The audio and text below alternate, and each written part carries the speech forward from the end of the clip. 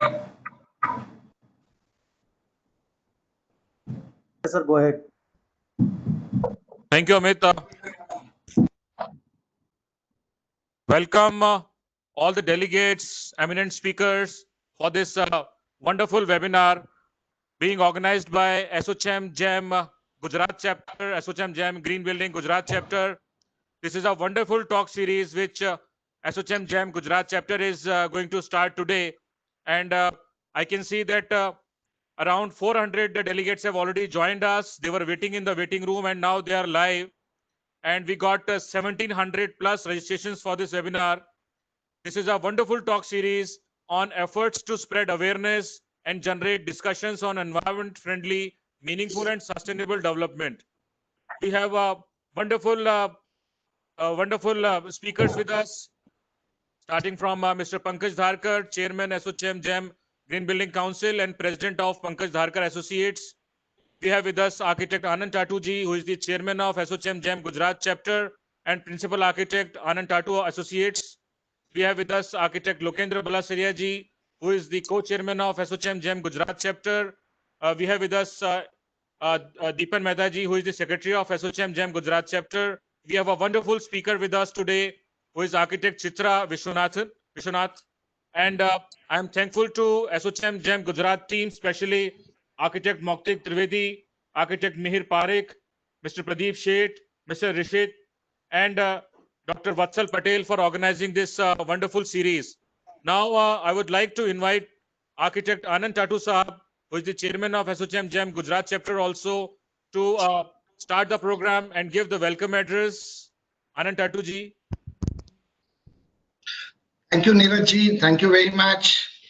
Good afternoon, everybody. On behalf of ASSOCHAM GEM Gujarat Chapter, I welcome today's distinguished expert speaker, Chitra Vishwanathan, ASSOCHAM GEM National Chairman Pankaj Dharkar, Lokendra Balasaria, Deepan Mehta, my other team members from Gujarat, Neeraj Arora ji, of course, who is the Senior Director at ASSOCHAM GEM, and his team members, of course, and all the heads of participating and supporting institutions, participating professionals, young students, and all those who care about our ecosystem and our environment. Good afternoon once again, and welcome to this first talk in the talk series on efforts to spread awareness and generate discussions on environmentally meaningful and sustainable development. Friends, since March 2020, we have had a large number of webinars organized by a large number of institutions on similar subjects and institutions on similar subjects, and most of them follow similar pattern. Most of them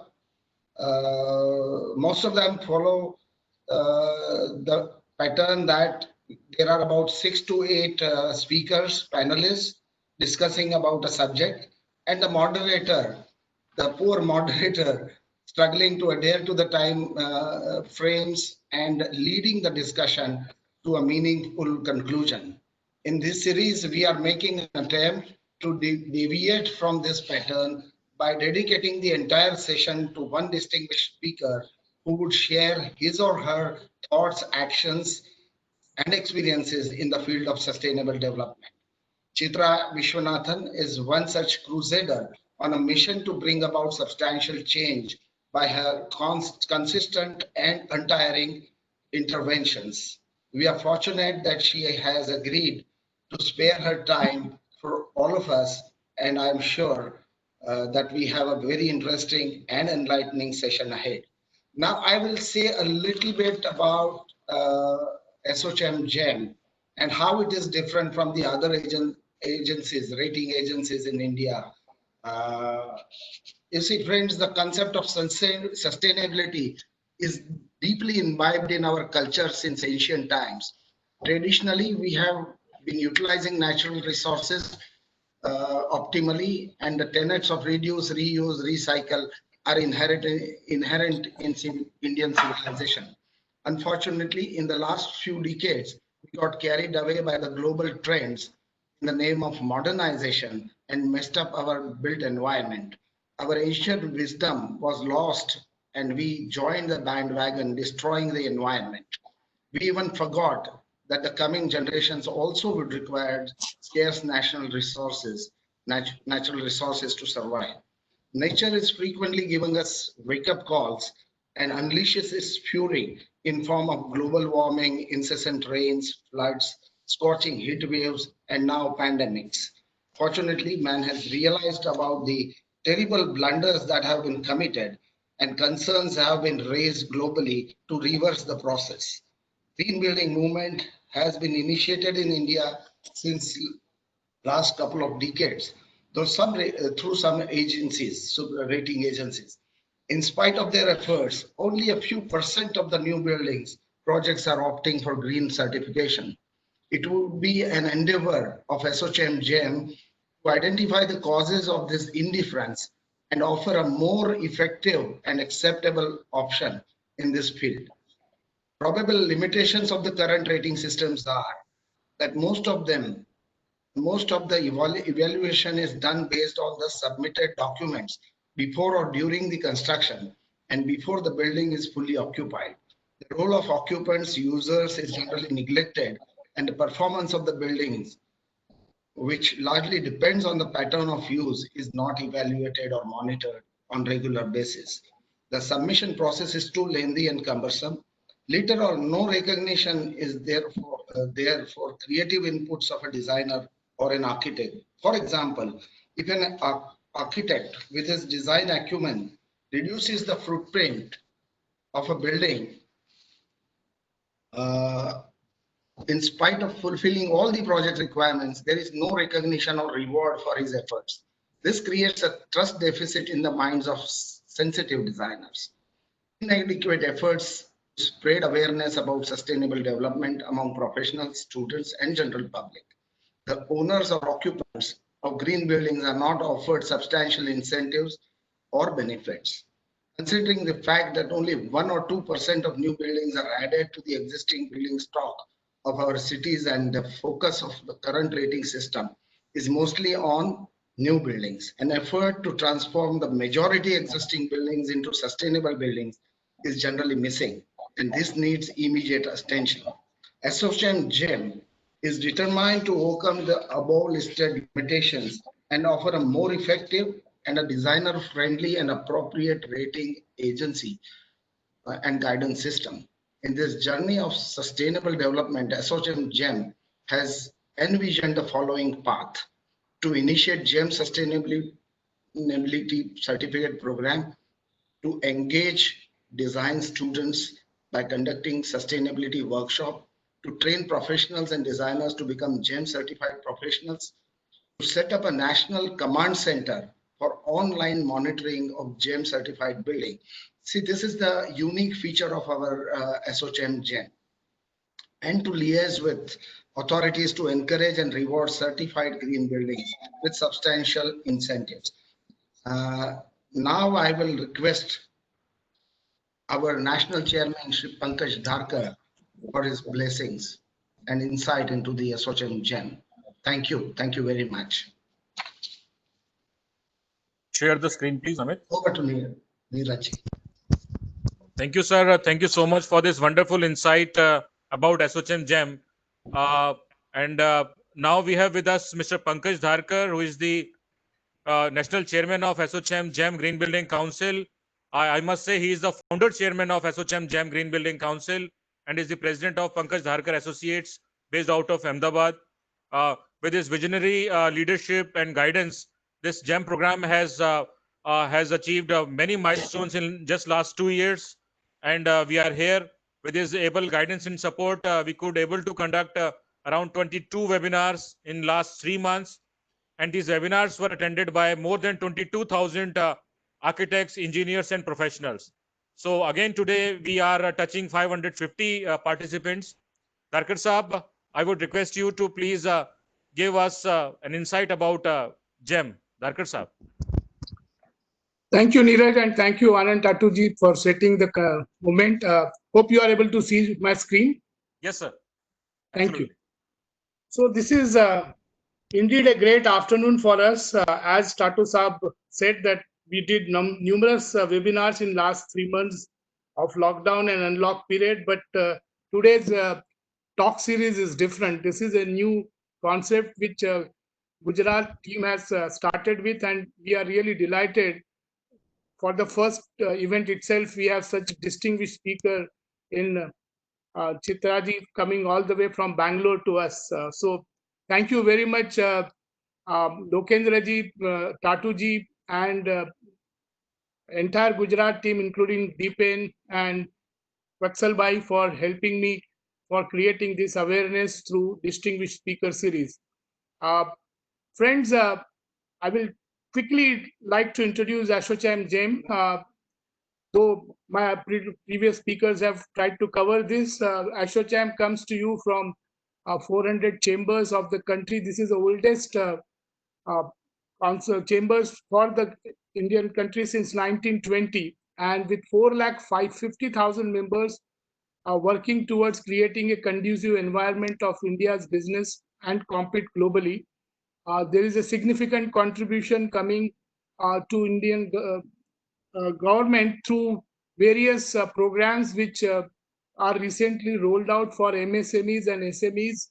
And as Tatu Saab was saying, that the green building movement started in India between 2001 and 2003, but only 6,500 buildings got registered, and out of which 2,500 plus buildings got certified through USGBC, IGBC, GREHA. And to us, this number looks very small compared to numbers which are done in these last 20 years. And we all know 70% of India is still to be built. So we thought of creating a very simple program which is transparent and not complicated, but takes care of all aspects of sustainability. And that is how the JAM has born.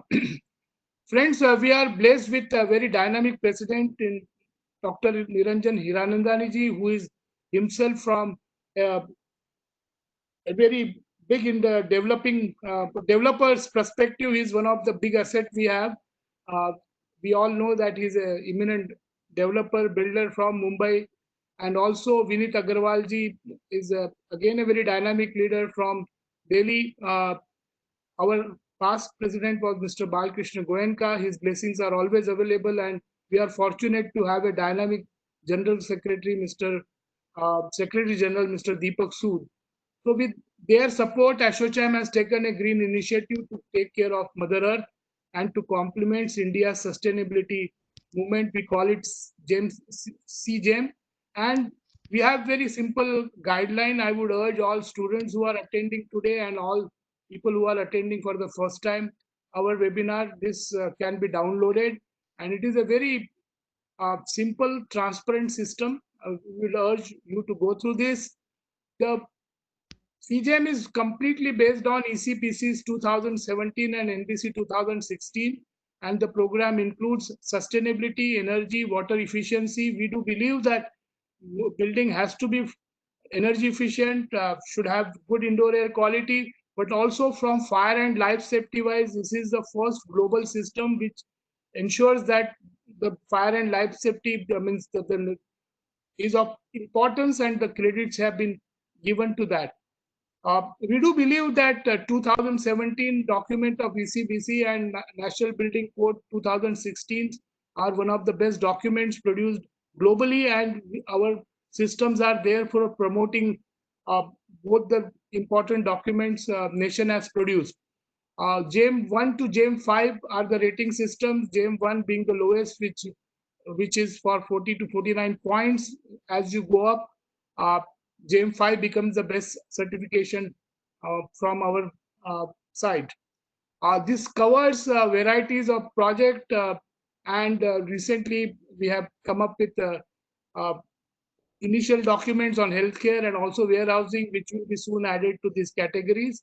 The certification program is, as we said, is very transparent, very easy. Apart from fire and life safety aspects covering, it is also a great recognition for Indian buildings. And we do believe that all certified buildings will have a payback of less than 3 to 4 years. We have a centralized command center which monitors the temperature, monitors the energy level, the indoor air quality level, and also the water consumption of each building. And we are also giving additional service for any fire and life safety signal going.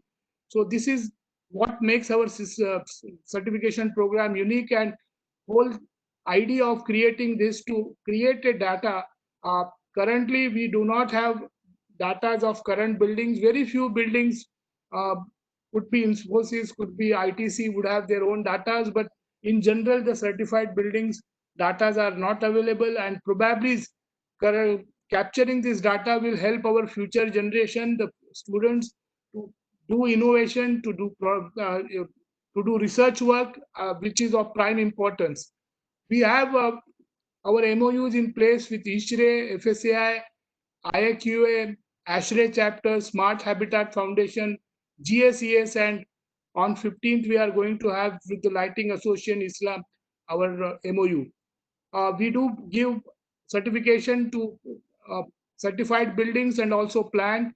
Um, and also very important here, because we will have a lot of students today to listen to our program. There is a special program, certification program happening now during lockdown and unlock period, where you can become certified professional appearing online exam. This is just a 90 minutes exam, and we are conducting training for this, which comes to you free of cost, and then you can appear and become a professional, and it will be proud to you for putting that certification with your name on your card.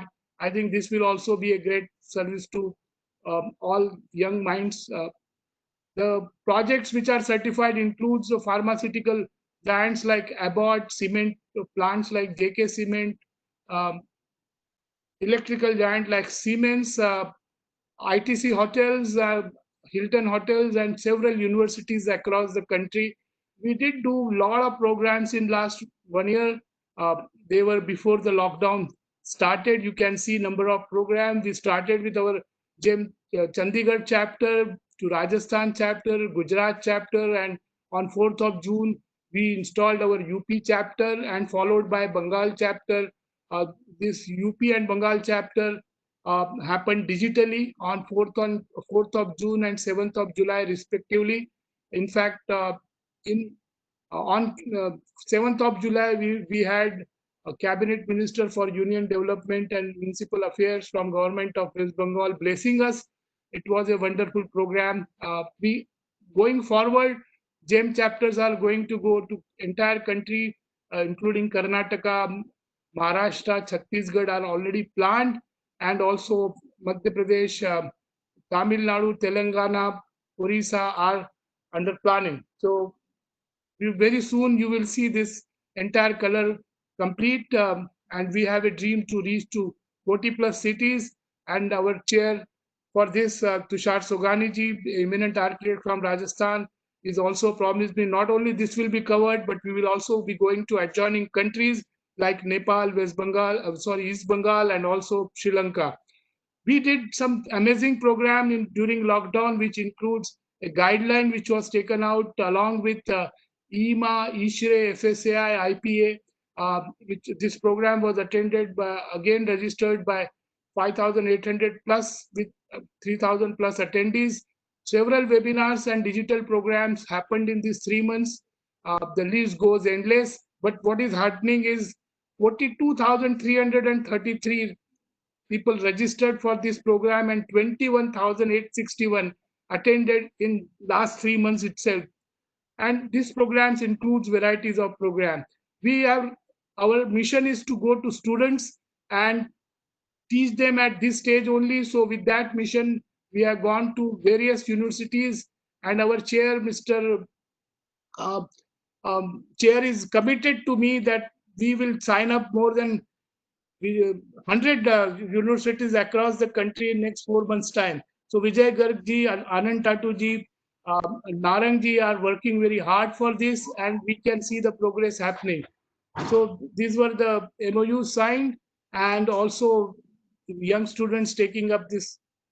The next seminar is going to be on 15th, especially on lighting, and again another on 22nd on lighting in landscaping is what subject we are going to cover. So 15th is architectural lighting, followed by 22nd on structural lighting.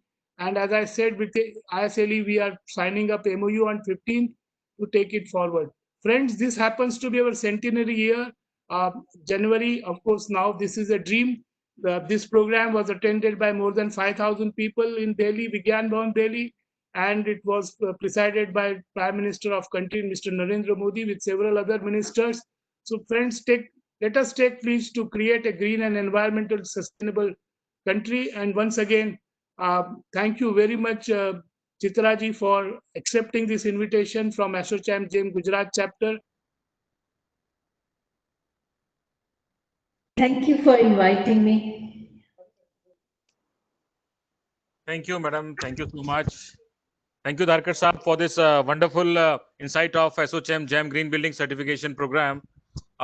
And it was really a pleasure to know that we have covered around 22,000 engineers and professionals and spread the awareness about ASSOCHAM GEM Green Building Certification Program among the youth. Now, I would like to invite architect Lokendra Balasaria ji, who is the co-chairman of ASSOCHAM GEM Gujarat chapter. And this is his idea basically, and this is his thought that we should organize a program like this. And he has done lots of efforts in making this program successful. Now, Lokendra ji, I would request you to please take over and say a few words. Thank you, Neeraj. Thank you, everyone. Hi, Chitra. Welcome. It's so nice to, have her agree to speak here. I know Chitra for almost more than 35 years. We are from the same campus, senior than me, and I've seen her work. Environment has become a concern for all of us, but what do we do for it? How much efforts do we need to make a difference? And I think it's very refreshing to see Chitra's work. Most of the time, we believe that there are two sides to us, one a professional side and one a common man side.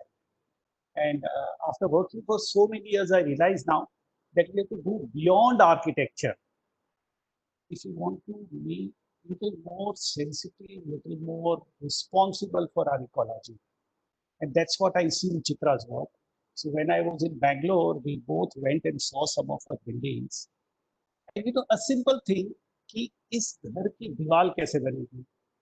तो भैया एक basement बनाओ, उसकी मिट्टी निकालो और उससे ईंटें बना के मकान बनाओ. मेरे को वो इतना सिंपल वाला आइडिया इतना अच्छा लगा. यार सही में ऐसा ही करना चाहिए.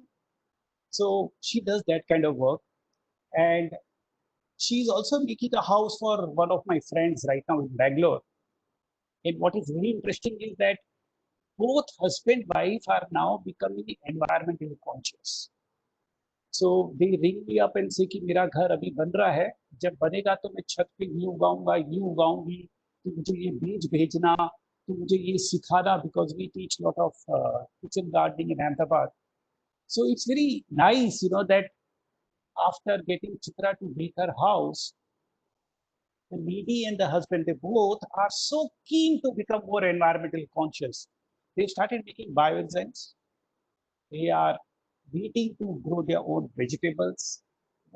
They become sensitive about rainwater harvesting. So in the group, there was discussion, and he said, "Arey, mere ghar mein bhi rainwater harvesting."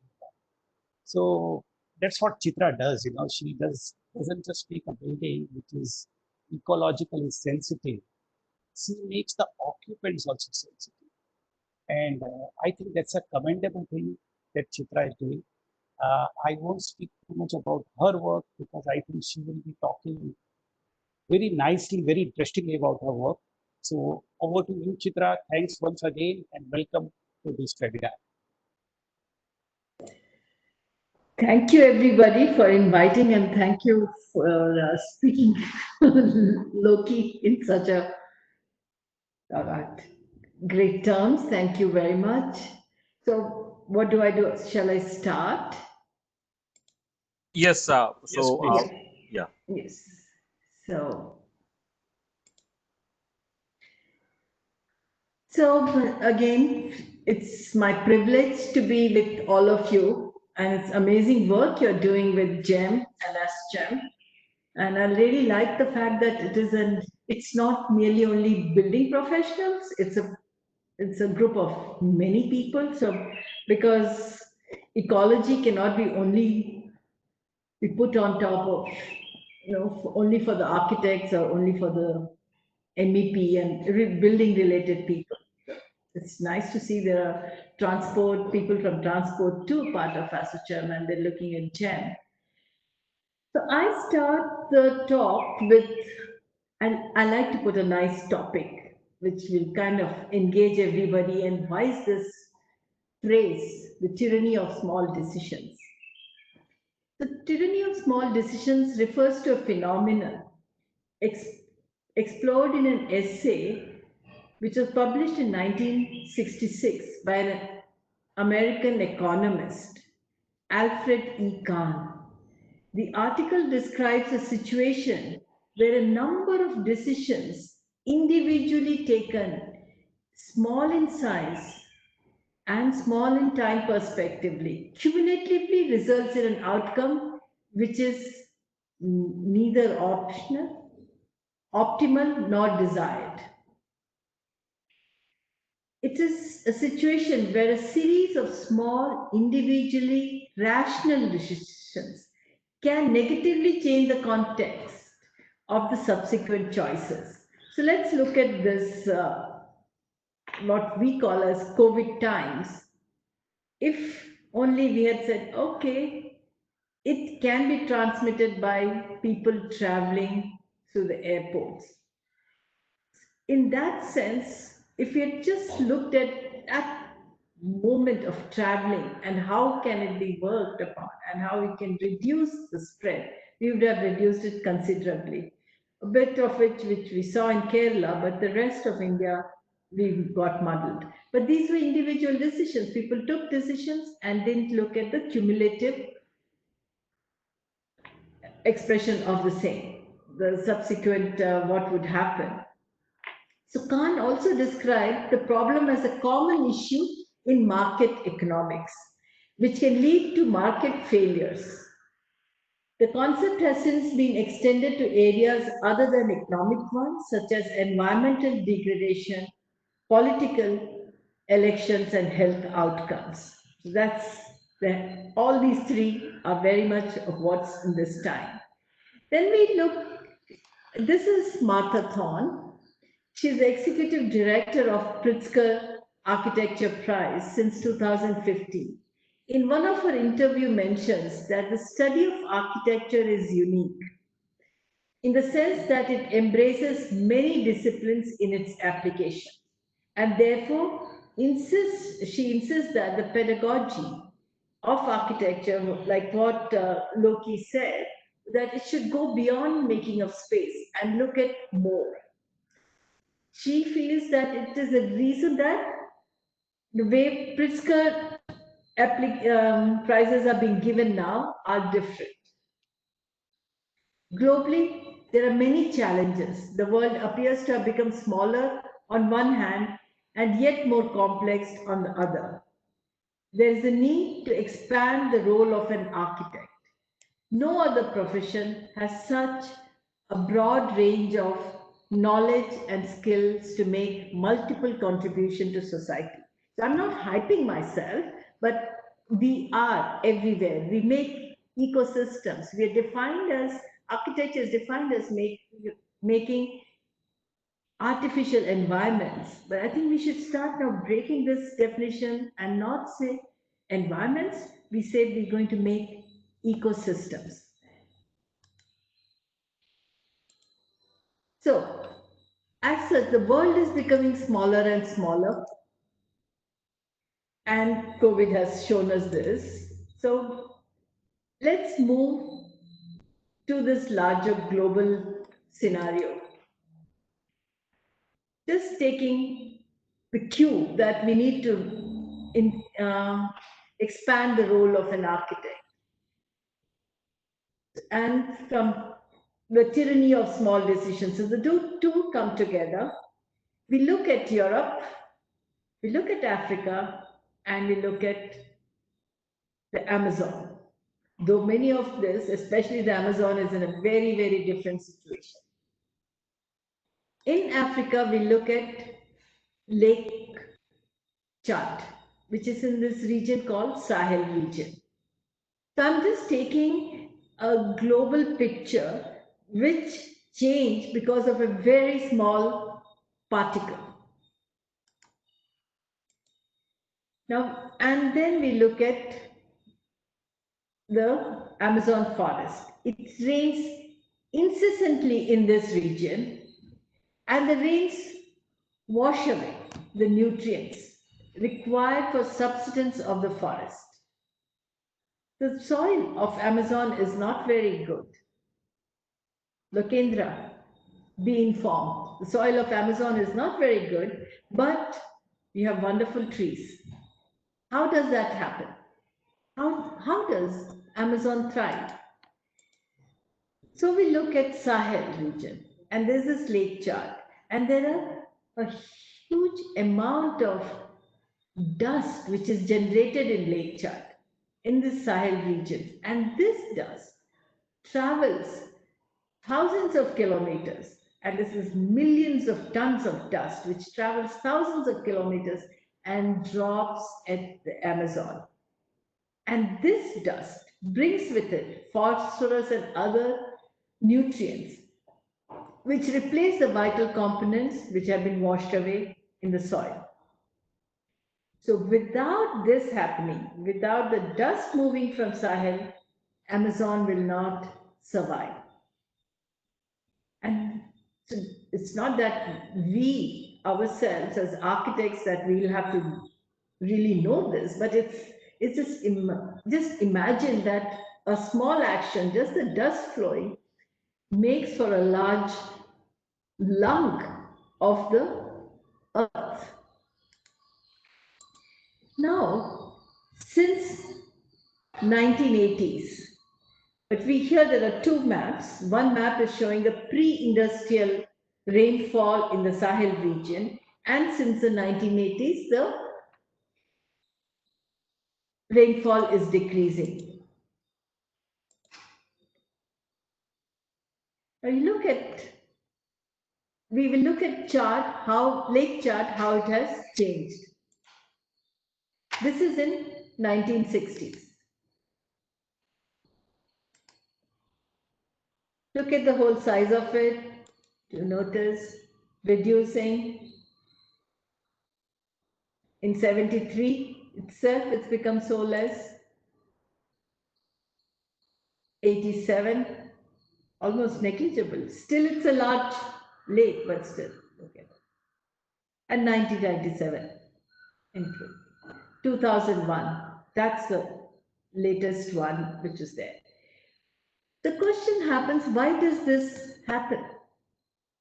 And the general explanation was, for a long time was, the farmers around Lake Chad are using water indiscriminately.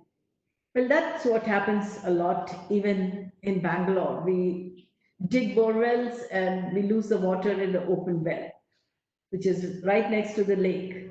So such things do happen. The farmers are indiscriminately using was the only reason. But they started noticing that there was a difference in the rainfall. So farmers are removing water from underground, but the rainfall is changing. And why is that changing? These are the times when Europe and North America were growing economically. They were the manufacturing hotspots in the world. And how were they manufacturing? They were manufacturing through a lot of energy which they produced through thermal power plants. And that was all coal. And this kind of emission from the coal plants results in aerosols which go and cover up the clouds. So what are the building blocks of clouds? Building blocks of clouds are tiny spheres of water called cloud droplets. As the cloud droplets become bigger, they come together, they accumulate and then they become raindrops. What do the aerosols do is they cover up these cloud droplets. So now they don't come together and become raindrops. They remain smaller and they either dry away or they move to a different region. So they don't coagulate and they don't fall in the region where it should. And so there is less of water in chart. And what does that do?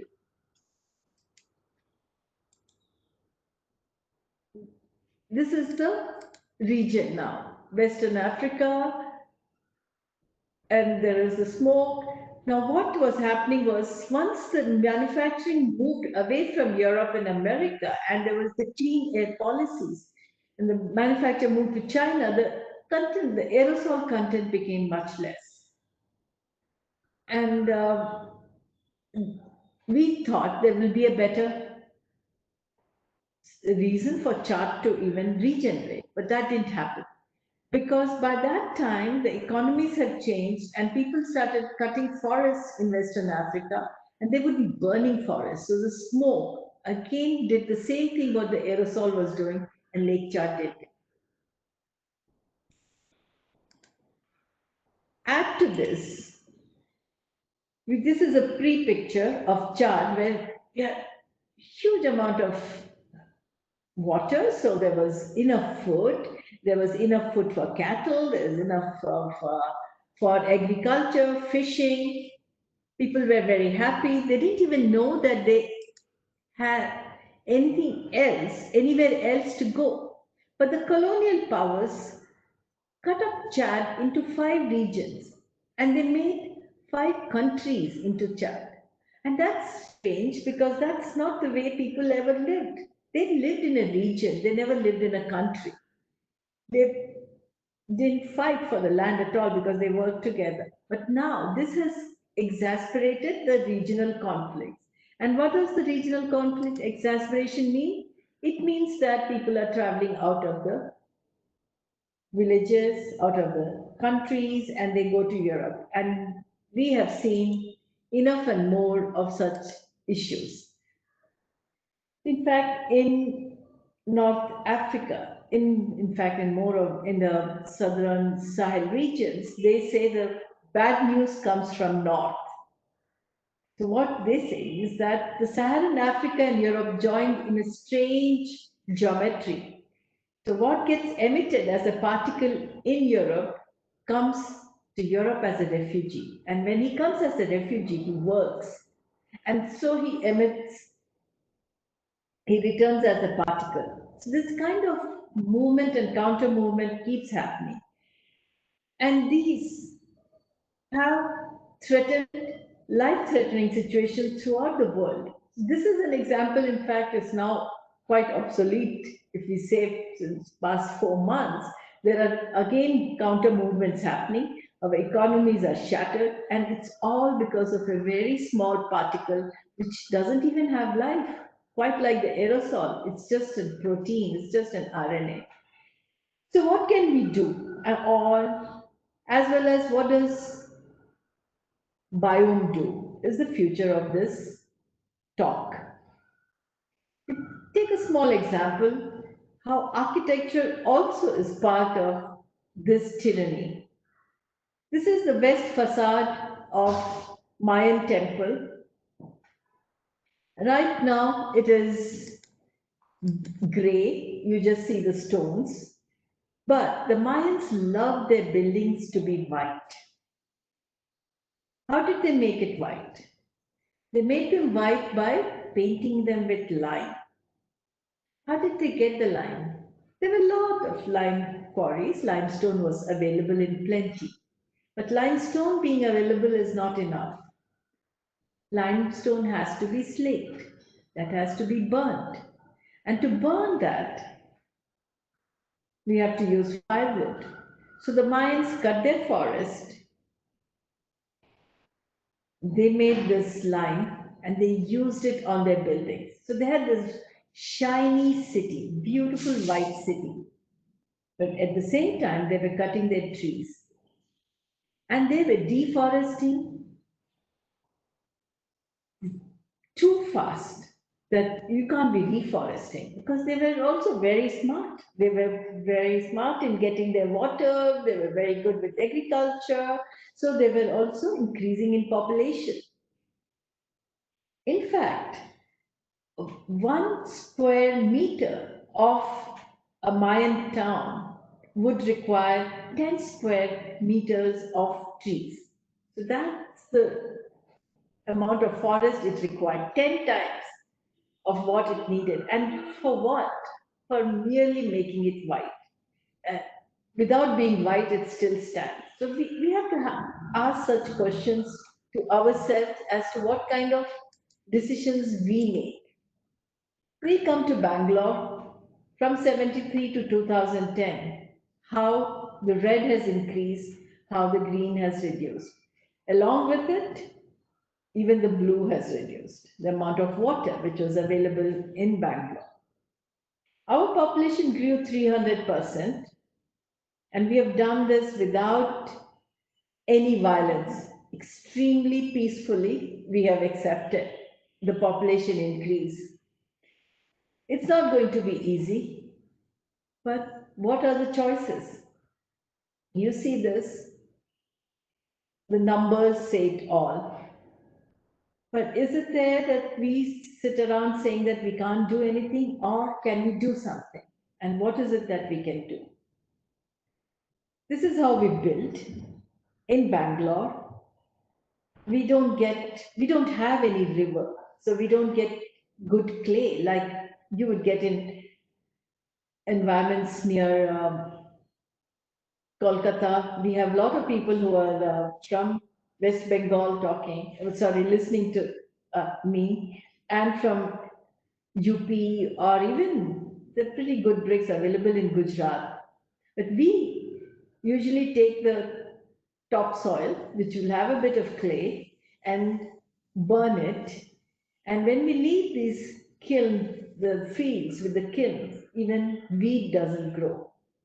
So not only have we taken away the soil, which would have been excellent to grow food, we've also rendered the land totally useless. And then we render our water useless because of the kind of detergents we've been using in our waters. In all this, the water is something very close to our heart. And we would like to see in this presentation too, I'd like to be talking of water too, because we are talking about making of ecosystems. So the urbanization and population growth in Bangalore have placed enormous pressure on the water resources and abilities to replenish while meeting everybody's need. Depleting surface water availability has driven demand for groundwater. So we've been going underground, and we've reached 1,300 feet, 400 meters we draw water out from. Is there a way forward? Is there a way we can look differently in this, especially the situation of water? We at Biome have been trying new ideas, and through innovation and applying science, most necessarily applying science to look at the desirable futures. So we call it harmony through ideas. And here I say, let's look at all of this: why, what, who, when, where, and how. And all these 5 W's and 1 H do intermingle, they flow into each other. I begin with what we call father of all architects, I would say. And I've copy pasted from Laurie Baker's 21 principle to most important principle for our future as architects, is that please accept only a reasonable brief, at which you think you're capable of carrying it through. It's very important, carrying it through. And discourage extravagance and snobbery. I know it, I'm saying from my experience. Extravagance and snobbery will not lead to a very creative solution. You would not see that in these pictures. You would see things which are extremely, probably even dull to many eyes, but they speak the truth. So where do we begin? I say, Lokendra has told my secret already, but I would say that we begin with what's below our feet. So in our designs, we usually have a large basement. This basement is the place from where we get our earth from. And this earth, now we're coming to a context. We're coming to a context which is Bangalore. And this is the color of the soil in Bangalore, which is taken out. We mix it with quarry dust, which is plentifully available here in Bangalore because we have lots of granite little hills, which we take out for granite, for concrete and stones. Either we press the mix with a little cement, about between 5 to 10%, depending upon how the design of the wall is. We press them either in a machine or sometimes even with hand, and make these blocks. So these are our walls being made before we start the construction. And this is how the basement looks. Its walls are mostly with stone. The mortar is also earth based with very less cement. And the basements are very interesting places with the skylights and now with even gardens. And in this picture, you will see on the right hand corner a well. And there are places which are used. So this is a dance studio. It has skylight coming from the top. That is a large space. And this space, where about 12 Bharatanatyam dancers dance,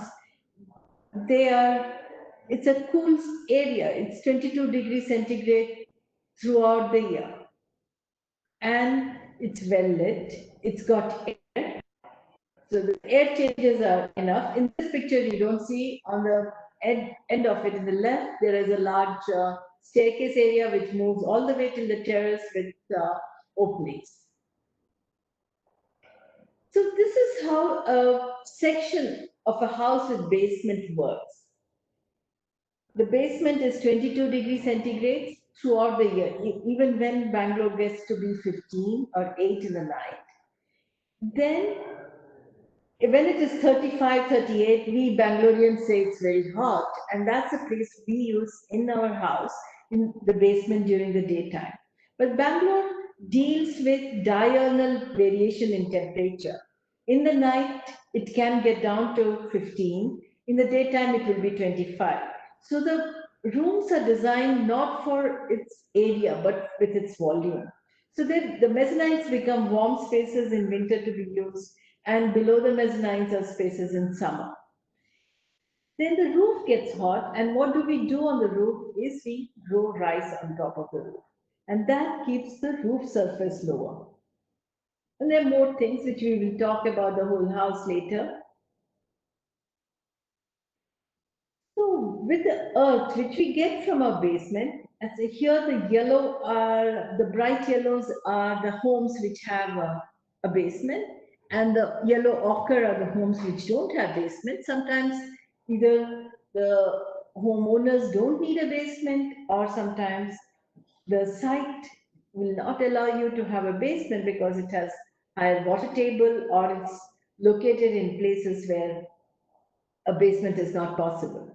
Because in Bangalore, we also fill up lake and lake beds to make plots. But what you notice here is that, let's see, Minnie's house, about 150 cubic meter of soil he got from its basement, and while he required only 55 cubic feet for the house. As in Uma's house, we required 44 cubic meters, sorry. So what we see is that most of the time from one basement, we get enough soil to make 3 homes. And that we found very interesting. Because now if we start connecting our basements to the city, the walling and also a lot of roofing material we can find from our own city. We don't have to go to the either to get stones or to even go further to get soil or burn uh, biomass to make bricks. We can just do it from below our feet. So this excites me a lot. It also, I say, is that now with this kind of a system, in the city, the homes are connected to the DNA of the soil. And if the people start talking to each other, the people who are building, the people who are building with earth, they all get connected and they become a larger society. And the whole city can be this very connected with each other. And that's what is required in these times, that we start conversation, we start knowing about each other and we connected. And when we do this, we have homes in a street, homes which are next to each other, homes, the last picture at the bottom are 6 homes in one line, which are all of different sizes, but made with earth. But what's required when we make with earth, when we make with alternate ways of construction, as well as when we make ecological buildings, we say that they should be nice inside. People should feel happy, people should feel proud to be in a building which feels good. While we make this, we are also happily upskilling the people. Here you can see how well the wall is made, how well this roof, this dome is made. And now the people who have the skill are special. So they get paid better. We are not dumbing down people. People are inherently extremely intelligent, especially in India and especially in Indian villages. They are very creative. And how do we enhance the skill? And that enhancement happens through we making the skills to be part of a showcase. And then we don't just do large buildings, we do a very small buildings too, but with skills. This is a small plot which is just about 600 square feet of a plot. And this is their kitchen and living room. And that's a filler slab. But the whole idea is that again, make it beautiful so that people feel proud of their environment. This is now how we make it smarter. The roof is the place where we get the maximum sun. We are in small plots. The ground doesn't get enough sun or not enough ground is available. So we use the terrace with the maximum sun possible.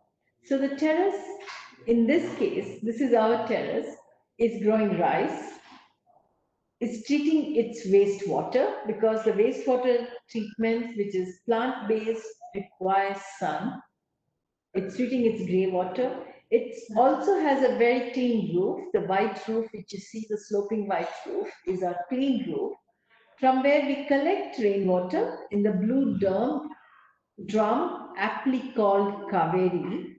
And that is what we call as the lifeline water. This is the water we drink and cook with throughout the year. And then we have a very interesting toilet, which is eco-san, ecological sanitation, or a dry toilet. So it doesn't waste our human waste too. We use the human waste to create soil on our terrace, as well as the urine is used for growing rice. It's full of phosphate. We learned from the very beginning that it's full of nitrate, sorry, and phosphate is from our soap of washing and which comes from the treatment of water from the bathroom, so the grey water. And that is the rice growing. And this is the cycle is an award my husband won for the idea Rice on the Terrace from Angela Merkel, another of the women leader who's doing extremely well in these COVID times amongst many other women leaders, including our leader, Shailaja teacher. So this is rice growing. Now, this is how Bangalore's one snapshot is. And this is not only Bangalore, this will be Ahmedabad, this will be Mumbai, this will be Delhi, everywhere. Just have great terraces. But imagine, let's all imagine if everyone grew on the terrace. We could be all green terraces. Now, this is very important that we start now looking at a certain footprint of our food coming from our terraces. And let's look at these times. Lockdown happens from tomorrow, lockdown again in Bangalore for another week or 3 weeks, we don't know. But in the earlier lockdowns, we were able to get a certain percentage of our daily greens from our own terraces. So this is not that we are going to be now self-sufficient. We can never be self-sufficient, and that is good. We'll be self-sustaining to a degree, but we will also be talking to each other. Our neighbor takes the moringa leaves from our terrace. We take the green chilies from her terrace. So we can exchange. So there's a process of exchange which can happen in a city, and we will talk more to our neighbors. So it requires that how do we design our buildings?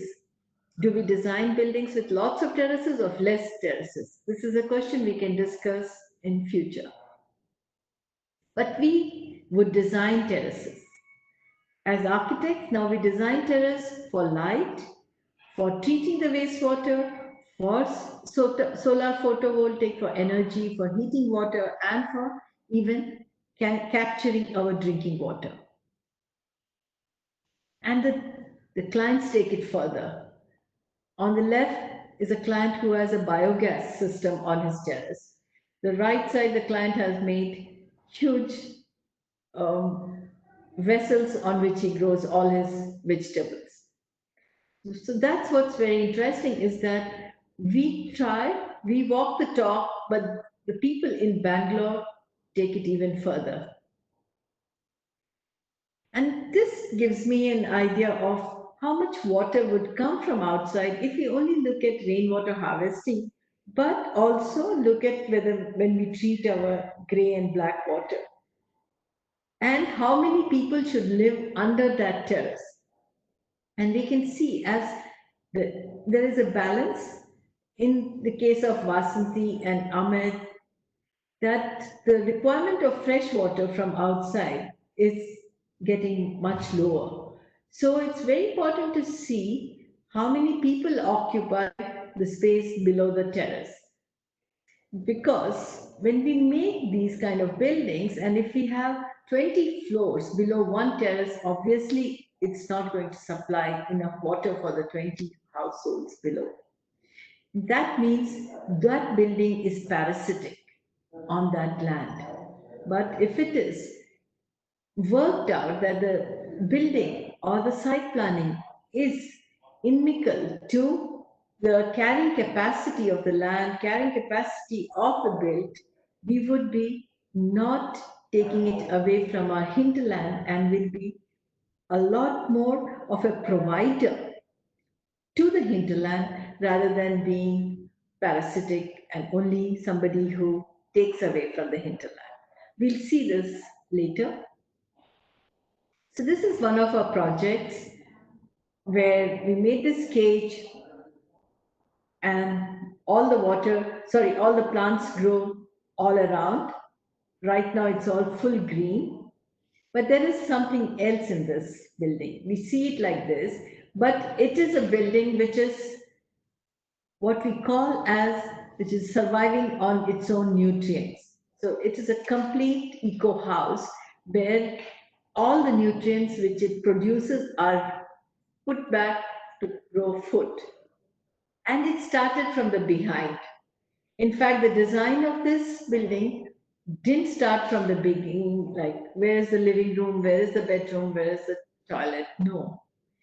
The client, one of the client is a professor in Stockholm Environmental Institute and is a professor of ecological sanitation. And he was very interested that his home showcases the various ways of treating human waste. It's not called human waste, it's called human manure. And also, it uses all the water it generates. So, these are, I'm sure, many of you would be quite interested in this. So, this is a whole lot of system of pipes was quite tough to work out here. And we did it every time, and when we sent it to him in Stockholm, he would again have a new system in place, or he'd say, no, this doesn't work. And so the whole drawings were always done with pipes. So it was first design was of the pipeline system. But it ends up, the nutrient recovery space occupies just about 1 meter by 2 meters at the rear. And this is the section of the house, how the water and how the green. So the blue is all the water and sanitation spaces, and the green is where the food will be growing. The nutrient-rich water comes into the planter boxes, comes to the terrace, and we grow food. This is how it looks. So the front, you'll see those are solar panels to collect solar photovoltaic for the energy. That's how it looks from inside the mezzanine. And that's the top floor. It's a studio apartment on the top floor. So this is another home. Again, Bangalore's lovely climate. We question, why do we need so many windows? And why is the outside outside? Can it be inside? So here is a courtyard with a well. Which provides for water for the living, and even the courtyard collects all the rainwater and is sent to the well, and they grow in the courtyard, and the air is fresh throughout the house because it's just open. So while we looked at the house and whatever we learned in a house, is it possible that we look and see it in a larger scale? Because this is learning from the small. So here the small is very positive. So we look at a lake in Bangalore, we look at a layout in Bangalore, and then we see whatever learning we have taken from lake and layout, and we apply it to a project in Maharashtra.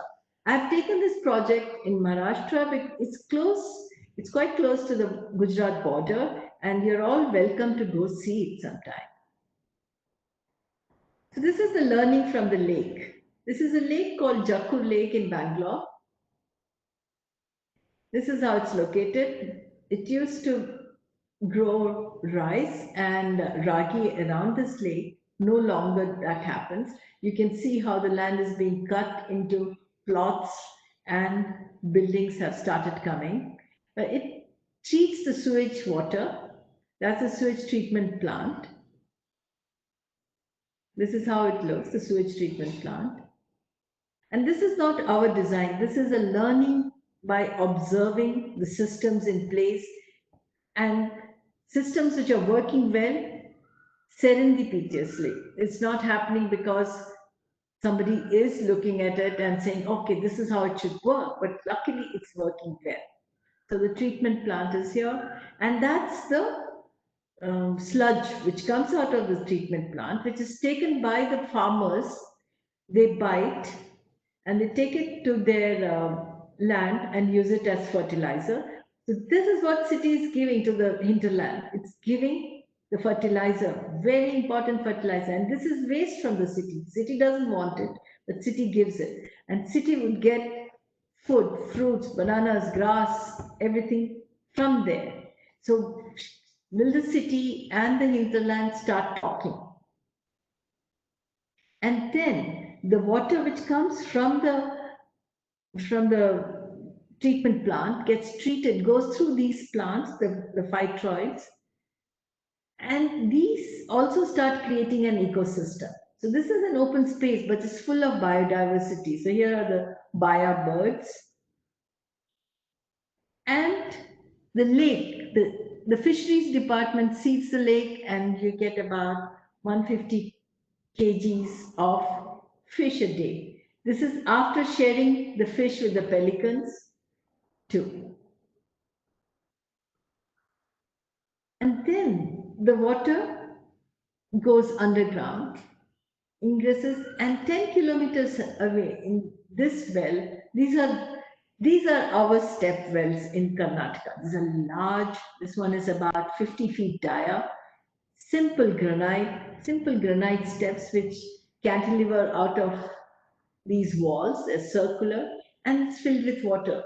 Because it seeped through the layers of soil, this water is of drinking quality. So this whole ecosystem working where city sending its waste, but it's becoming drinking quality water. So what should be the responsibility of the city and its citizens? It requires that we now start to really look at what are we using in our bathrooms, what are we putting in our sewage, because we should be responsible for what goes out, because this is what will be used for growing food in the hinterland, and that would come back to you. So now we saw this happening in the lake. This is a layout called Rainbow Drive. In its entrance, which is a beautiful layout, but the developer made this layout and they left.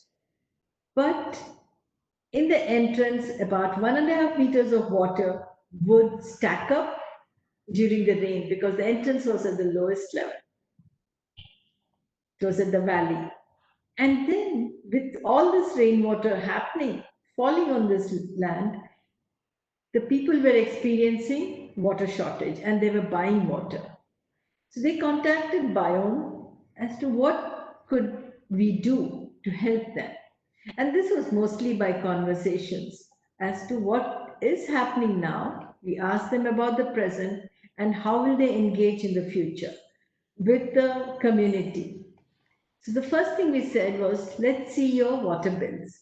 And we realized that the layout occupants were not really charged for water in terms of how much they consume. They were just charged a flat bill. So we changed the tariff and we came with tariffs which would be the escalating kind, where different, in terms of the amount one used, the tariff changed. So there was a lifeline requirement water which would be given at the lowest tariff, and then it escalated quite a bit. And this way also, because of metering, the people got to know how much they consume. That itself brought the consumption level down.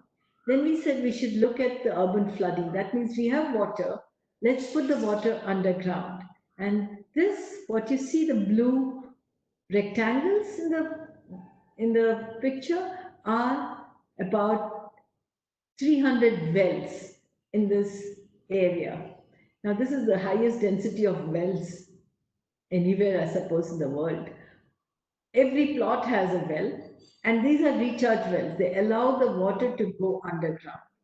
So these are not wells from which you extract. This is wells where you put it underground. Now, this whole project has been there for past 10 years. The water table has improved of the bore wells they have. They just have 2 bore wells and they're happy with it. They also in the process put a phytoid treatment system, the wastewater treatment system. And so they have now excess water for landscaping. And then they sell this water, the treated wastewater, to the farmer to use it in his land. So first they invested in ecological systems, in understanding their water and wastewater, and now they are richer because of that. So we get to the last example, the Govardhan Eco Village. This is in Palghar, Galtere. That's the Google map of where it's located. We were called to teach them how to build rammed earth. So a colleague of ours went there, stayed with the congregation of ISKCON for about 2 weeks and taught them how to build with earth, especially rammed earth. And then they built this set of cottages. And then they said that it's fine that we can build with earth, but we are spiritualists and it's difficult for us to do physical labor. And can you look at designing and building more?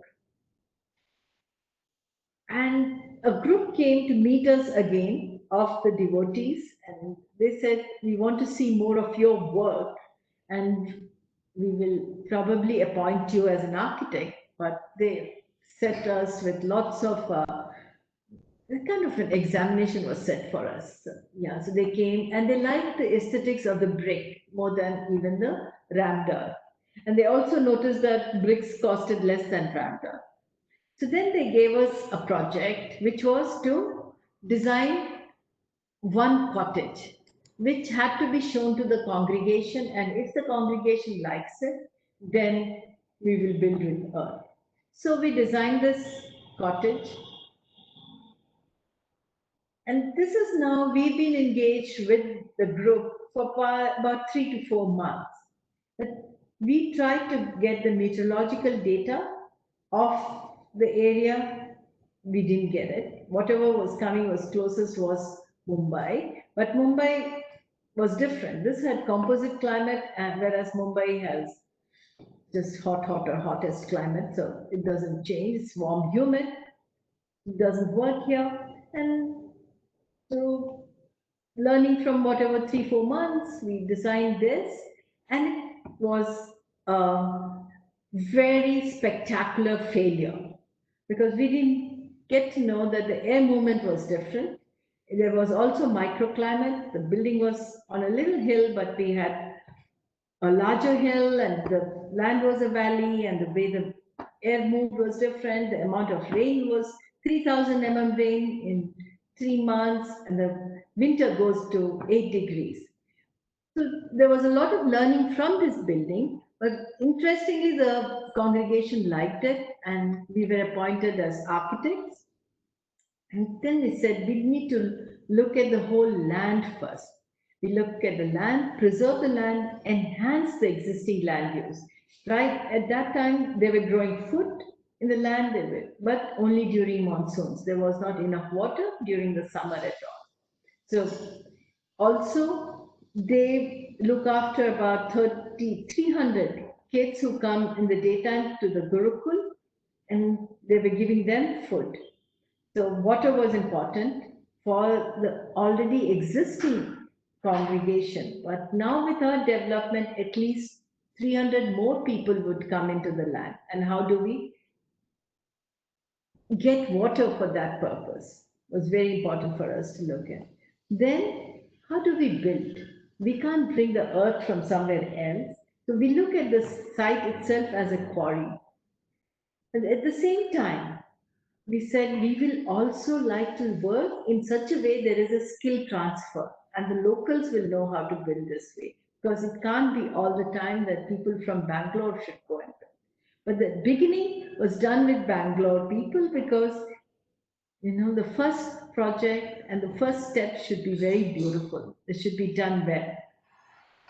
Now, in this whole thing, there was very local. Local is the kind of soil, local is the skill, local is understanding of the climate, understanding of the context, and global is what we're learning in Bangalore, what we've learned in Oroville, or what we're learning more from all over the world to be brought here in this piece of land, which is about 80 acres. So, first looked at water. The complete water management strategy was designed because water alone has the capacity for the living in this land. So the first thing which was done, a hydrogeological study was done, where we learn about how the water moves in the underground. We know hydrology through the contour diagrams. We know how the water moves on the surface, but we also wanted to know how the water moves underground and what are the different available aquifers. And we noticed that at the foot of the hill, which you would see at the last picture at the bottom, there's a possibility of recharge. So we dug a large pond, 300 feet by 300 feet by 8 feet depth, and collected the rainwater coming from the hill in this pond. And the weight of the water allows it to percolate. And at another point, you would see at the top left-hand corner, he dug a large well. And it was very interesting to talk to the well digger. He hadn't dug such a well for at least past 15 years when we asked him to build this well. And he was thrilled to do and contribute his capability in making a well. Then we said there will be 300 people. That means they will bring in a lot of nutrients. We didn't look at them as they will bring in waste. We looked at them that they will bring something which is better for the land. So we put in a system of treating the wastewater, which is called soil biotechnology, SBT, which has been developed in Mumbai, IIT by Professor Shankar. And we used that system to treat the wastewater. And now fodder is grown throughout the year for the cattle. Being ISKCON, they have a lot of cows. Gau Puja is an important factor in their relationship with the earth. And they grow rice, they grow their own millets, and sugarcane too within the land. Because we have more water, there are also spaces for contemplation and beautiful areas which are landscaped for people coming, especially from Mumbai, to take a break. Then the next look was how do we enhance the land? We just don't put buildings anywhere and everywhere. So wherever there was a plantation already, or there was a possibility of plantation, because the water stayed there or the soil was amenable for growing food, he said there should be no building. So the land was seen for agriculture and plantation and separated out, and there was no building there. Then the buildings came, and the buildings also came after we have done the SBC test of the land. We also know from where we could take out the soil, and the buildings are constructed where the land is harder, so that the cost incurred on foundation will be low. So these are different places. We got soil even from a farm next door because he wanted to level his land to be able to use it, and then the earth from the lake and the two ponds, sorry. This is how we suggested the temple should be slightly underground, and in terms of, because it was a hilly land, so we could get the land lower and get this whole soil. And now all the soil and the blocks are now made in the plot itself. So we have reduced the movement of material to the site. And what this has done is that now this skill is available in and around this region, and the other architects also using the skill levels of these masons. And Govardhan Eco Village is a place where they also teach how earth can be used for building. This is the complete site plan, and you can see how the buildings are placed, how the roads go along the places where the water movement is not obstructed, and they're all on higher ground, the buildings. And it's very nice because when you are on higher ground and you see rice growing in front of you, and then you come to the end where you see the water being treated, and it's treated with plants.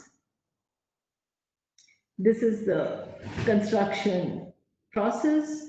This is an earthquake prone region. So what you see in the lower left hand corner is U blocks which are filled with steel and concrete, even at sill level. So they form ties all over. On the right hand corner, you're seeing arch panels again made with earth blocks. So here the walls, part of the roof, everything is made with earth. So these are precast panels. The center is where they're making earth blocks. Everybody chips in for construction, for simple works like ramming the earth or for pouring concrete. And these are the structures. Since it rains 3000 mm a year, we can't make boxes. We have to have huge roof projections to protect the walls. And the walls are the same even now. This is 10 years plus now. That's how it looks in the night. Totally naturally ventilated. Not even mosquito meshes in places where it's open spaces. Semi-open spaces, sorry. That's the Yogshala, which is also now a dining, partly steel and bamboo and thatch. This is the water treatment system. So you have the water is pushed through a layer of plants and soil and collected. So while you're treating your wastewater, you can also grow your flowers and fruits. I'm sorry, I can't ask a question here, but I would really like to kind of explain this picture. This is a farmer growing silk plants. What are they called? I'm not getting the word. And this water goes from the city. He uses this to grow the mulberry plants. Sorry, yeah, mulberry plants. So this is not being used for eating. The mulberry leaves are eaten by the mulberry worms. The cocoons are formed and silk is procured from these. So the waste is turned into silk in Bangalore. I end with this that I believe this is from Ivan Illich. He's written this that I believe that a desirable future depends on our deliberately choosing a life of action over a life of consumption, on our engendering a lifestyle which will enable us to be spontaneous, independent, yet related to each other. This is a small example of how while we are independent, we have our own water, we create the waste, but when we send it to our hinterland, we grow silkworms and we can wear silk. Rather than maintaining a lifestyle which only allows to make and unmake, produce and consume, a style of life which is merely a way station on the road to the depletion and pollution of the environment. The future depends more upon our choice of institutions which support a life of action than on our developing new ideologies and technologies. Thank you.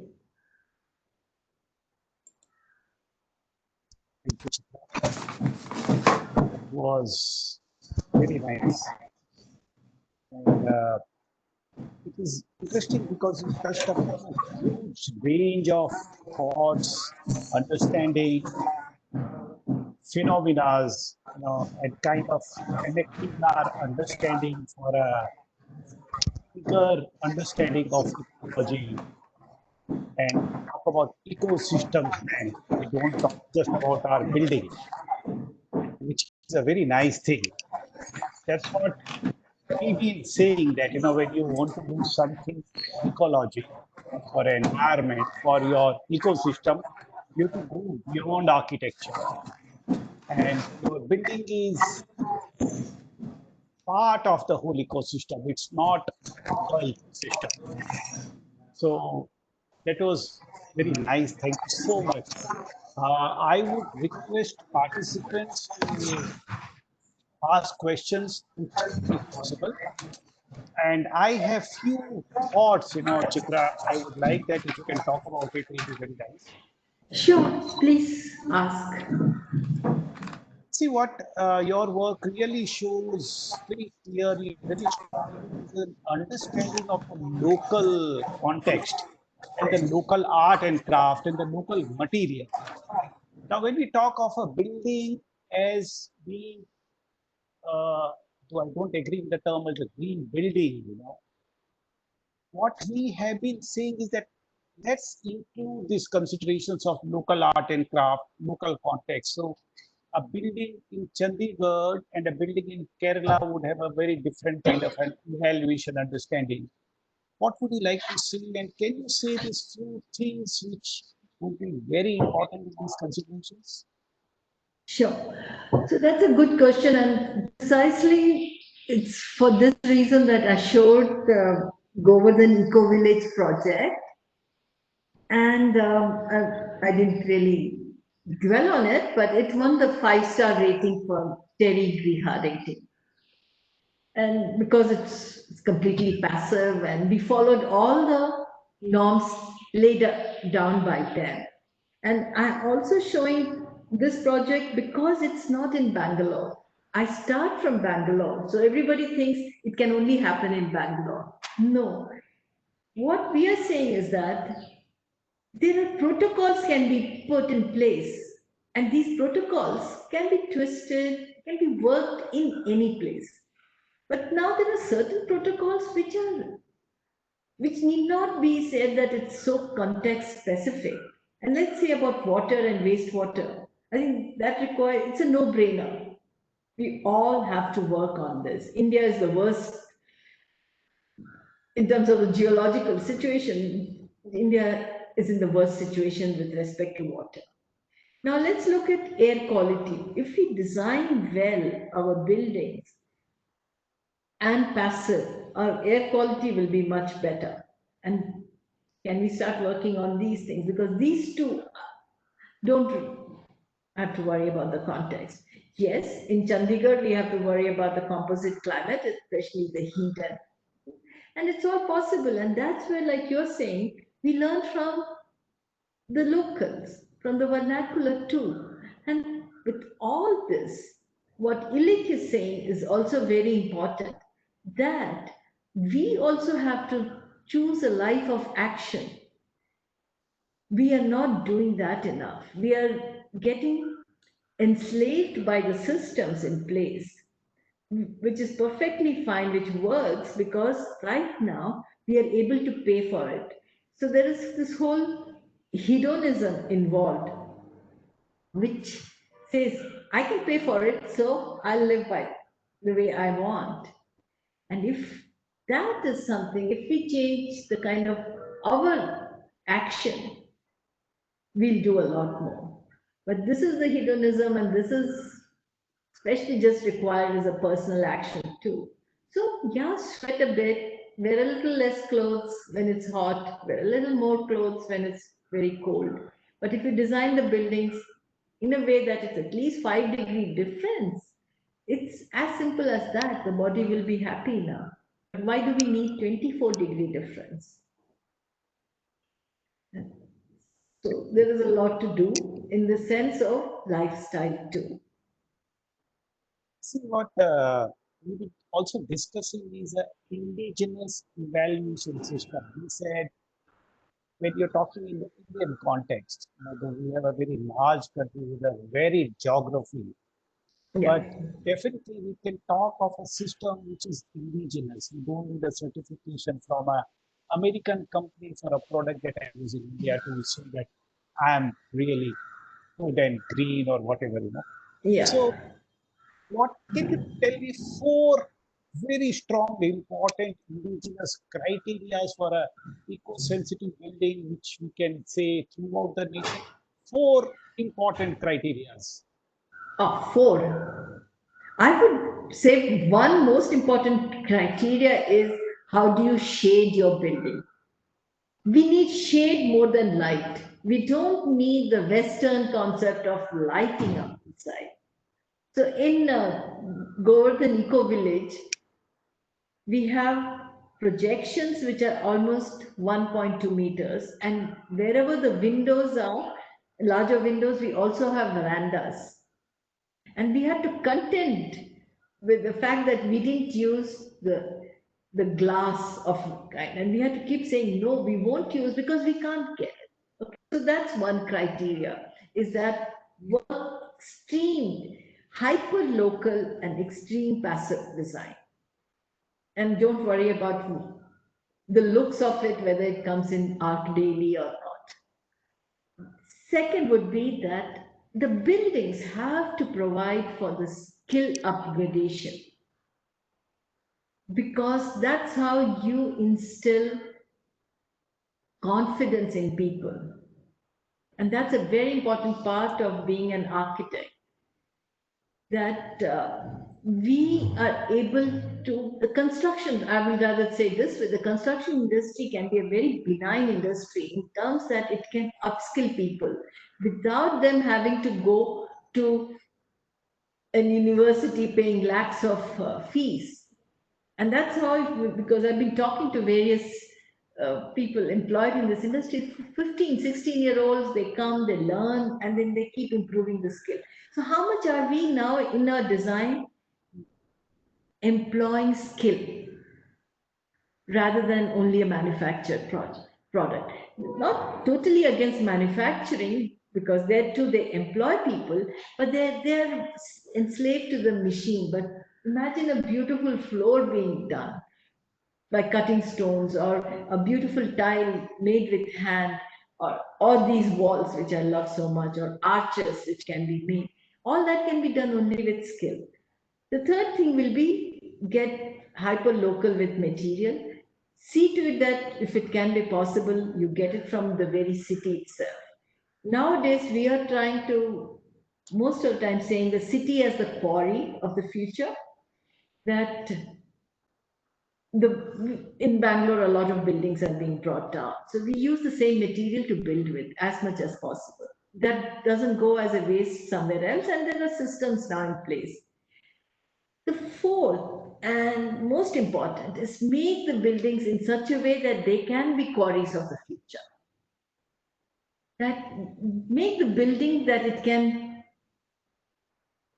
go away, but in a very profitable manner.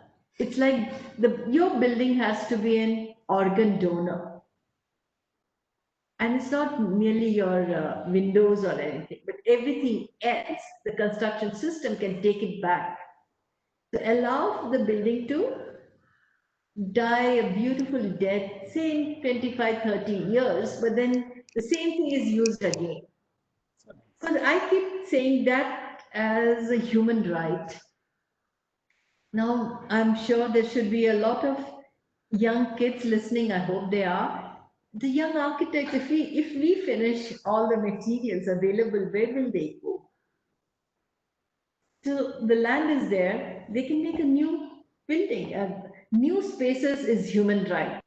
We have to look at the birds. They don't use the same nest. We use the same building for hundreds of years and we get attached to it. But there are lots of buildings which can go away. They're not worth being there for more than 25 years to do this.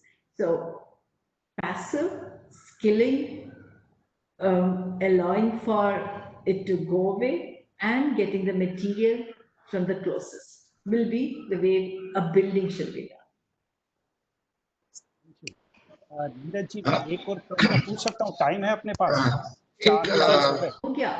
Lokendra, can I ask one question related to what Chitra said just before some time? Sir, I would also like to have, to ask one question. we are honored by this opportunity. So after you, sir. Radu sir, after you. Okay. So Chitra, you said you would allow the buildings to go away in a very productive manner. So typically, for how many generations do you build? How many years? For example, the civil engineers would like to say that my building should last 70 years. So Mr. Tatu, I'm not saying that these buildings will collapse in 25 years or 30 years. They would stay. Yeah. But when you don't want it, you can reuse the building. Salvage completely. Yeah. So that is what it is. So structurally, structurally they are sound. They're extremely sound. Like our own house is 25 years old, and Professor Yogananda's is 30 something. So these are built with earth. So structurally there is no compromise, but they have an inherent possibility that they can be reused in a different form. So how long they would last? They would last hundreds of years. If they lasted 25, Okay, it can last for more. But it's so boring to be in that. true. I agree completely. I'm sure my son wouldn't like it the way the house is if he decides to stay in the house. Great. Neeraj ji, आप पूछना चाहेंगे? Yeah, yes. So actually, I was thinking a question in my mind, and by chance or coincidence, I got this same question in the chat box also. So I think, I should ask the question from you. Ma'am, whenever we talk about the green and sustainable projects in the country, we always talk about the larger and big size projects. Like we talked about Govardhan Eco Villa, or Govardhan project, and whenever we give example, we always give the example of large airports or large commercial building or residential building kind of. So the question to you is, because we are constructing individual houses or small houses in masses. So there should be a guideline, or there should be some green tips which a simple flat owner or building owner should implement in his own house. So that would be wonderful, so that we can cover the masses.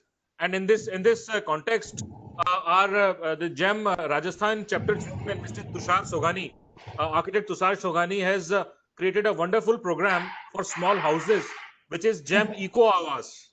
So under this program, we are trying to educate the small house owners that how they can create their sustainable, energy and water efficient small homes.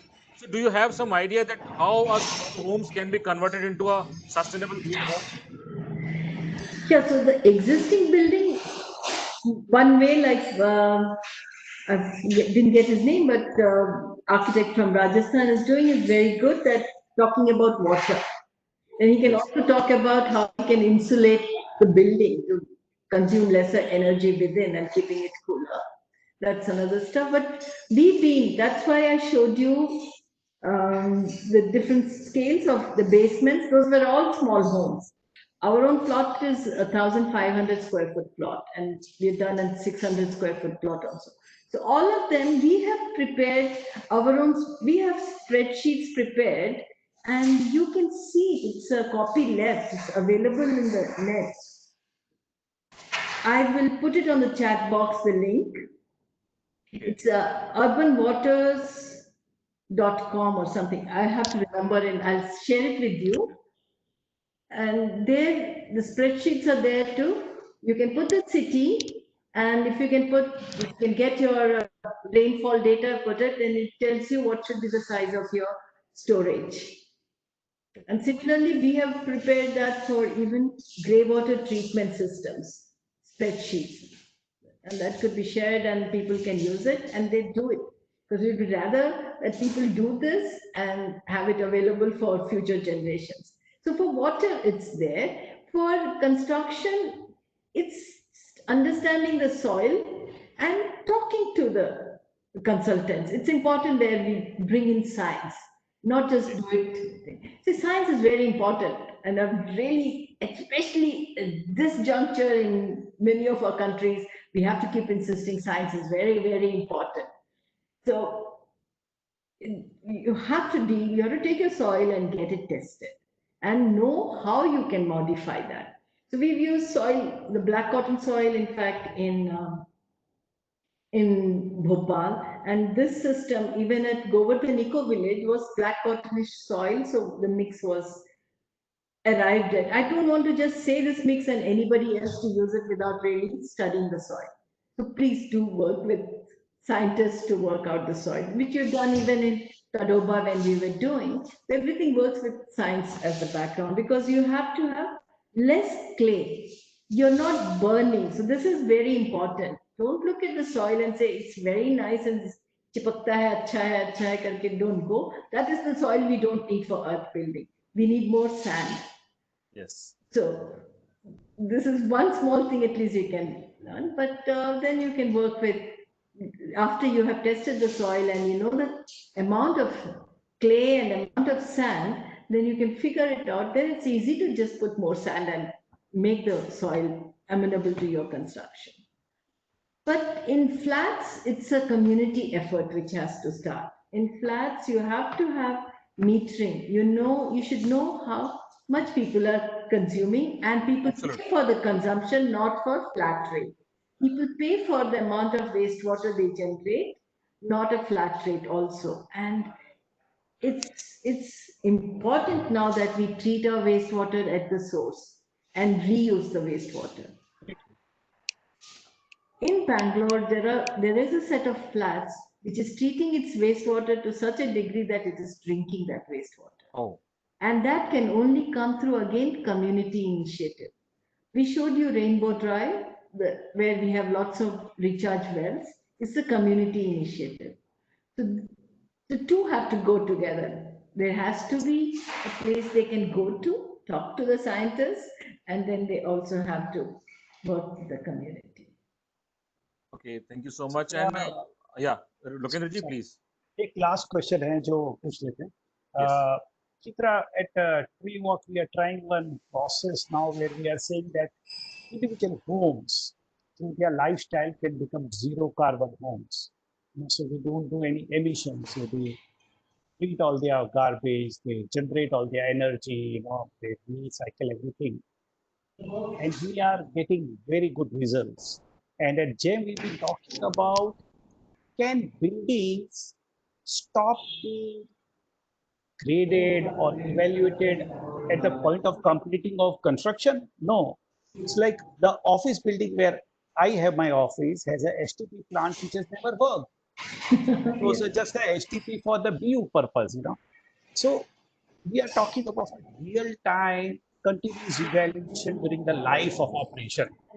Now, what are those issues which you think would be very important in larger complexes? In smaller buildings, they're okay. They're not very difficult to pick up, But in the larger complexes, where there are multiple occupants, what are those issues which we should be working on as a use pattern management? Yeah, I think what you've been working on is very important in the sense that how many trees in a large complex is available, because in a large complex you also bring in cars and you're creating a system of bad air. Yeah. How much of oxygen do you generate is something which we have to start looking at it most assiduously.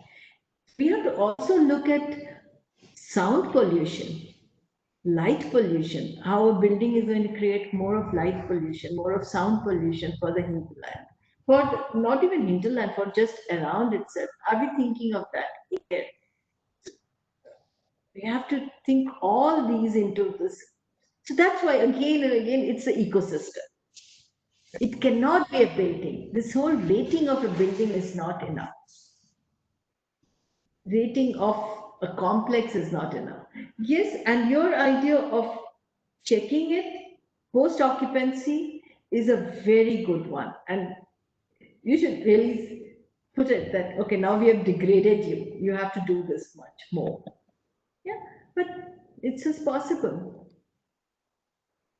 I have so many questions here in the chat box. How do I reply? Neeraj, I can reply later.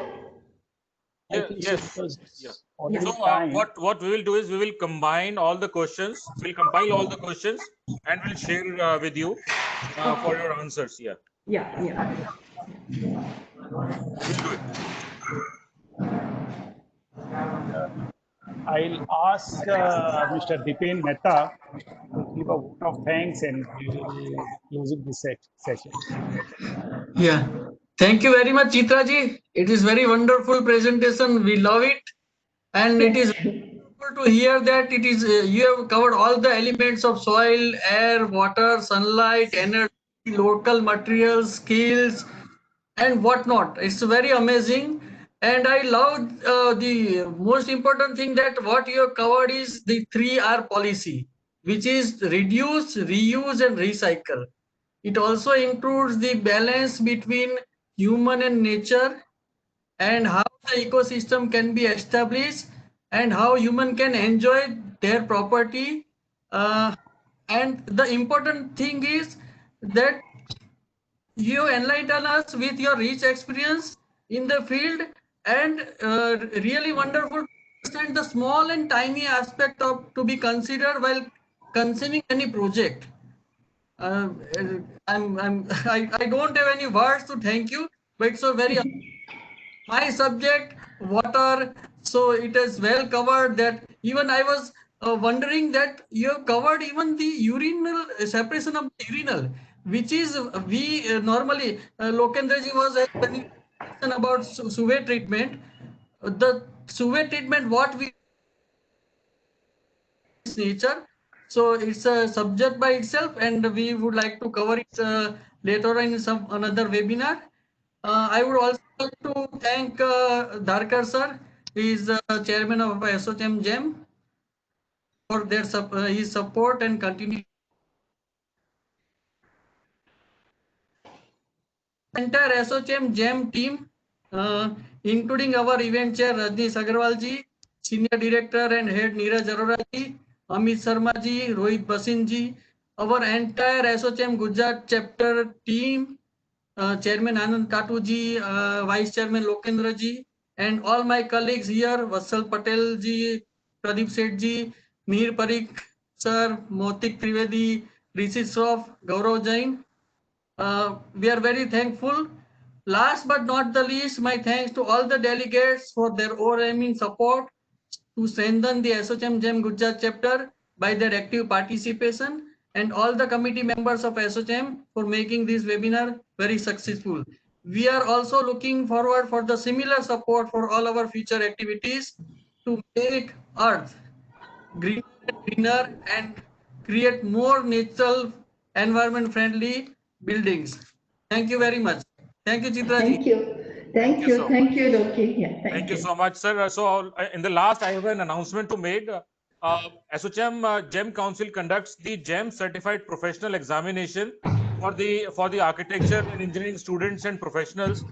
So, we have offered some discounted fee for today's attendees, which is 3,500 plus taxes. So, this discounted fee is available till 20th of July. So, anybody who is interested to appear for GEM Certified Professional Examination can appear for the examination, and discounted fees available till 20th of July. Thank you so much. Thank you so much, entire GEM Gujarat team. Thank you, Chitra madam. Thank you so much. Thank you. So Thank you, we are thank you. closing the session now. Thank you so much. Thank you. Thank you. Thank you. Thank you.